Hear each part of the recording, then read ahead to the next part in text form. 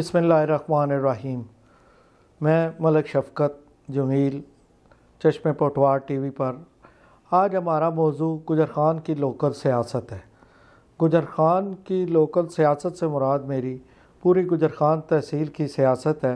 इस पे हम एक तज्ज़िया पेश करेंगे जिसमें हम आपको वाज़िया करेंगे कि मौजूदा सूरत हाल में, मौजूदा दिनों में जैसे कि बल्दियात का भी शोर उठ खड़ा हुआ है और तहसील का भी इलेक्शन, तहसील का भी है, बल्दियात एक्सपेक्टेड हैं जनवरी में। तो इस सिलसिले में मुख्तलिफ़ कैंडिडेट्स मुख्तलिफ़ पार्टियों की वजह से की तरफ से सामने आए हैं, जिनमें से major parties people's party, PTI और मुस्लिम लीग हैं। मुस्लिम लीग में इस वक्त जो सूरत हाल चल रही है उसमें पहले तो कुछ दड़ाबंदियाँ वाज़िया हुई थी।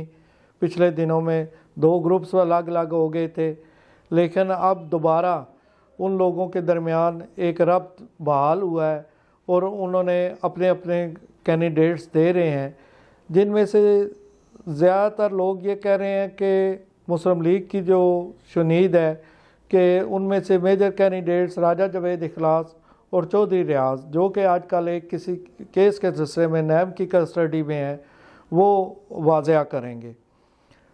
शहर के गुजर ख़ान सिटी में उन्होंने अभी तक कोई बाज़ाब्ता कैंडिडेट अनाउंस नहीं किया, लेकिन गुजर ख़ान सिटी में से राजा आफ्ताब साहब मेयर के कैंडिडेट हैं जो सामने आ चुके हैं।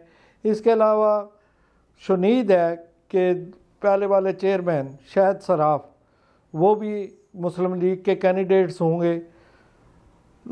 इसी तरह इनके अलावा पीपल्स पार्टी ने अपना कैंडिडेट अनाउंस किया मिर्ज़ा आसफ साहब को, जो पहले वाइस चेयरमैन रहे हैं बल्दिया में। अब कह रहे हैं कि पीपल्स पार्टी उनको मेयर के इलेक्शन में खड़ा करेगी।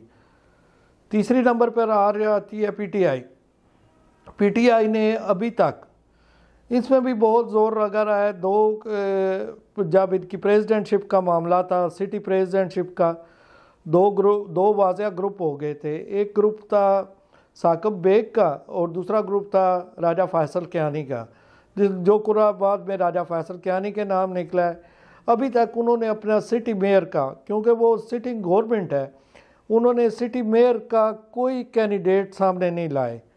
ज़्यादातर शुनीद यही है कि साबका MPA तारक कियानी साहब हो सकता है कि सिटी मेयर के कैंडिडेट हों, लेकिन तारक कियानी साहब ने भी अभी तक अपनी पॉलिसी वाज़िया नहीं की कि आया वो सिटी का मेयर का इलेक्शन लड़ेंगे कि नहीं लड़ेंगे।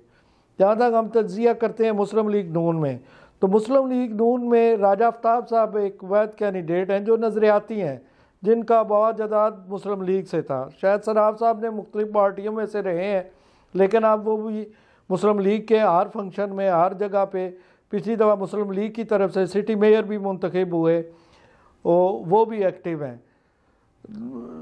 और जहाँ तक PTI का तल्लक है, PTI में इनके पास जो मजबूत तरीन कैंडिडेट होंगे ऑब्वियसली वो तारक कियानी साहब होंगे। अब इसके अलावा अगर दोबारा वो साकिब बेग साहब को या किसी और बंदे को आगे लाते हैं, साकिब बेग भी नए वारद हुए हैं PTI में, पहले वो उनका तल्लक मुस्लिम लीग से था, फिर आज़ाद इलेक्शन लड़े हैं और उसके बाद उन्होंने मेयरशिप के इलेक्शन में बहुत टफ टाइम दिया है शायद सराफ को। अब देखें कि PTI का उम्मा किसके साथ बैठता है तो वो इलेक्शन में आते हैं। जहाँ तक तहसील लेवल का तल्लक है, तहसील लेवल में अभी तक मुस्लिम लीग ने अपना कोई कैंडिडेट सामने नहीं लाया।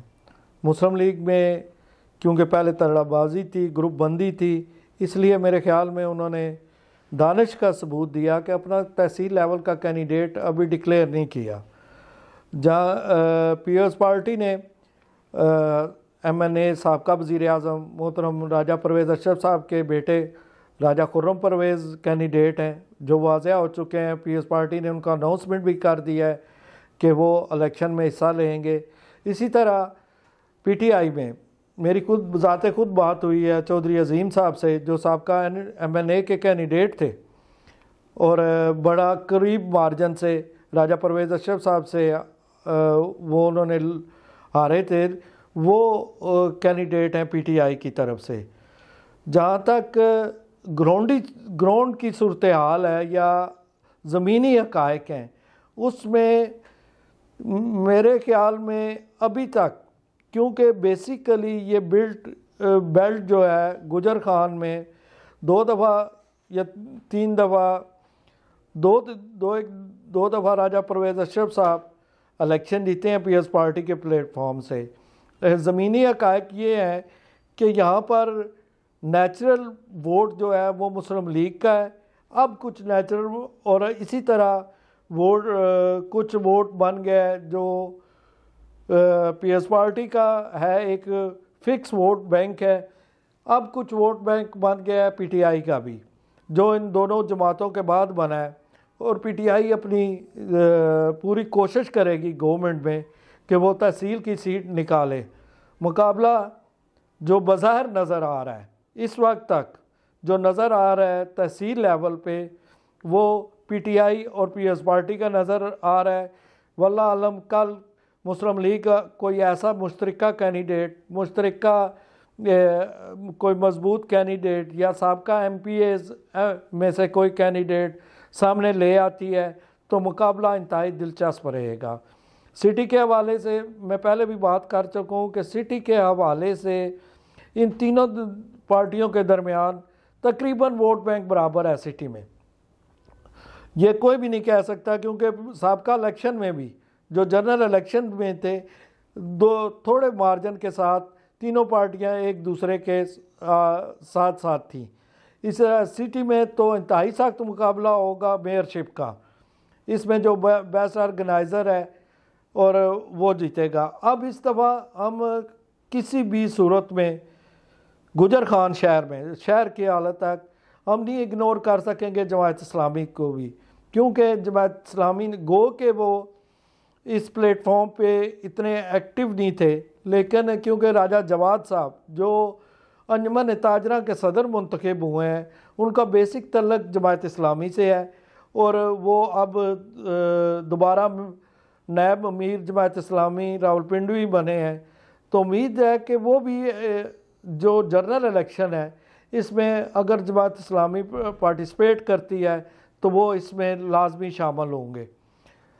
तो हम गाए बगाए, इसके अलावा हम गाए बगाए हर दिन हर हल्के के हिसाब से, इसके बाद जब सिटी में हल्का बंदियाँ वाज़ेह हो जाएंगी, हम आपके पास हर हल्के के हिसाब से अपना तज्जिया लेके आएंगे, बल्कि कोशिश करेंगे कि जो भी उसमें से पॉपुलर कैंडिडेट्स हों वो अपने नज़रियात भी और अपने ख्यालात भी आप तक पहुंचा सकें। हम इसमें कोई स्पेसिफाइक नहीं होगा कि हम किसी एक पार्टी के करेंगे, तमाम पार्टियों के लोगों को दावत देंगे कि वो आए, अपना मंशूर, अपने वो जो मौजूद उनकी कॉन्स्टिट्यूंसी होगी उसके बारे में वो क्या डिलीवर कर सकते हैं, क्या डिलीवर करने का प्रोग्राम है, आपके पास आते रहेंगे। इजाज़त दीजिए मलक शफकत को चश्मे पटवार से, और उम्मीद है कि आपको हमारा चैनल सब्सक्राइब करेंगे ताकि आपको गुजर खान की और खित्ता पटवार की हर ताज़ा खबर तज्जिया आपके पास पहुंचता रहे। शुक्रिया। अस्सलाम वालेकुम।